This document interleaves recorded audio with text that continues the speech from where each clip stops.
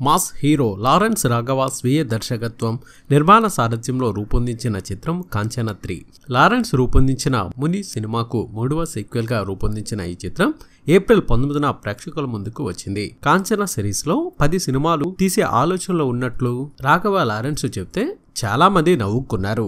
ప్రపంచ సినీ చరిత్రలోనే ఇప్పటిదాకా ఏ సిరీస్ లోనూ అన్ని సినిమాలు రాలేదు. కేవలం హర్రర్ కామెడీ జోనర్ లో 10 సినిమాలు అంటే సిల్లీగా అనిపించింది చాలా మందికి. అసలు ముందు ఈ సిరీస్ లో వస్తున్న 4వ చిత్రం కాంచన 3 ఆడి ఈ సిరీస్ లో తర్వాత సినిమా వస్తుందో లేదో చూద్దామని అనుకున్నారు. కానీ అనూహ్యంగా టాక్ తో సంబంధం లేకుండా కాంచన 3 బాక్సాఫీస్ వద్ద దుమ్ము లేపుతోంది. అటు తమిళంలోనూ ఇటు తెలుగులోనూ ఈ చిత్రానికి అదిరిపోయే వసూళ్లు వచ్చాయి. 2 భాషల్లో కలిపి తొలి వారాంతంలో 40 కోట్ల గ్రాస్ అంటే మాటలు కాదు.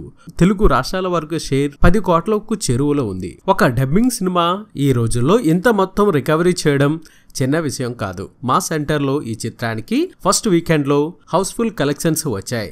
వీకెండ్ తర్వాత కూడా పరిస్థితి ఆశాజనకంగా కనిపిస్తోంది. సినిమా గురించి క్రిటిక్స్ ఏ కామెంట్స్ చేసినా ఎలాంటి రివ్యూస్ ఇచ్చినా మాస్ జనాలకు ఈ చిత్రం బాగా కనెక్ట్ అయిందనే చెప్పాలి. ఎలాంటి కంటెంట్ తో సినిమా తీసినా కథ రొటీన్ గా లాగించిన టార్గెటెడ్ ఆడియన్స్ కాంచన సిరీస్ కు బ్రహ్మరథం పడుతుండటంతో లారెన్స్ ఈ సిరీస్ ని 10 సినిమాలు కూడా తీస్తాడనే నమ్మకంగా ఉందని అందరికీ అనిపిస్తుందట. కాంచన తర్వాత భాగం ఎప్పుడొస్తుందో వేచి చూడాలి.